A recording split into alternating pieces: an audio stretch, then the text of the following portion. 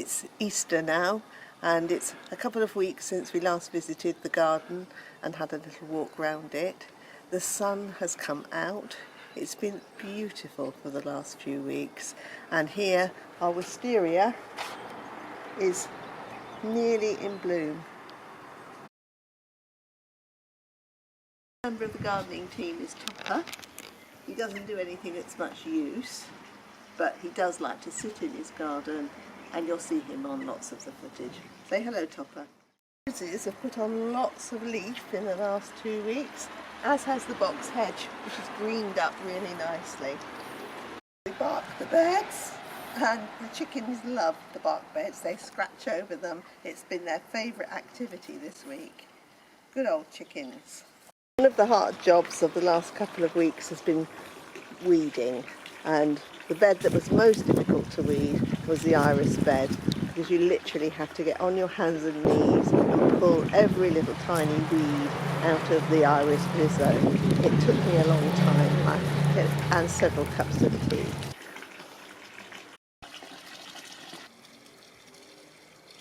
On a windy Sunday, I had to tie in as much of this rose as I possibly could, because it was blowing in the wind and I didn't want the new growth to be snapped off.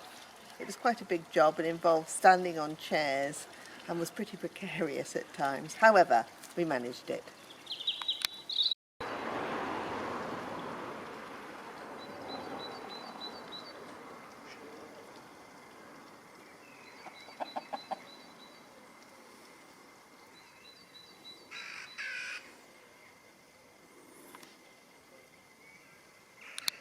This week we've been waiting and waiting every day for the Queen of the Night to arrive, and she has, just for Easter. We've underplanted our French rose beds with the Queen of the Night. Well, we've had to put defences up. The chickens found our asparagus, and the asparagus has broken ground this week. In fact, last night we had 2 asparagus spears each on our fish. Lots of activity in the greenhouse in the last couple of weeks. I did manage to clean it, which took a while. I've put in some little seedlings, some lettuce and courgette and tomatoes, and so far they all seem to be breaking the surface, so that's good. I've changed the compost in the big beds, and we've got some beans in. We've got a tomato, which I bought to try and start off the tomatoes early this year, and some lettuces, and I've put in a row of carrots there, and we've got some little lettuces breaking the surface, and some beans.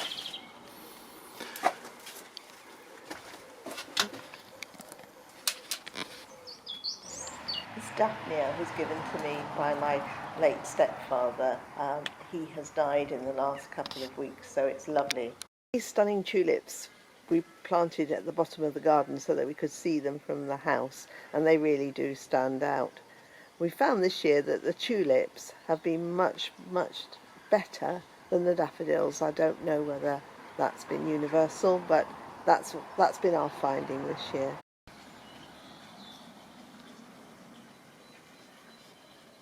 Spring garden's looking particularly colourful at the moment. The Acer really seems to set things off.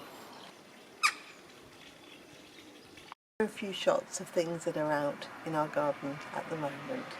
We love them, and we hope you love them too.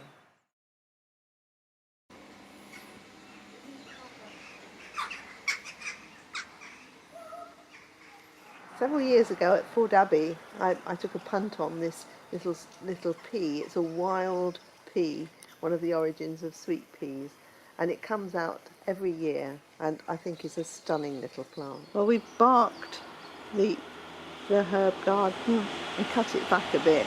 Still, I haven't got the heart to chop down the rosemary, but because the bees are loving it.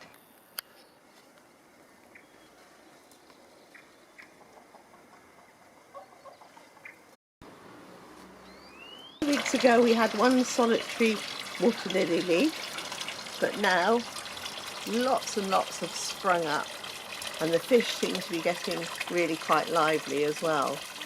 Clive gave them their first fish feed this morning. The table and chairs have made an appearance in the garden, so we're looking forward to our first lunch today outside. Well, it's goodbye now, and hopefully we'll see you again in a week or so's time. Goodbye.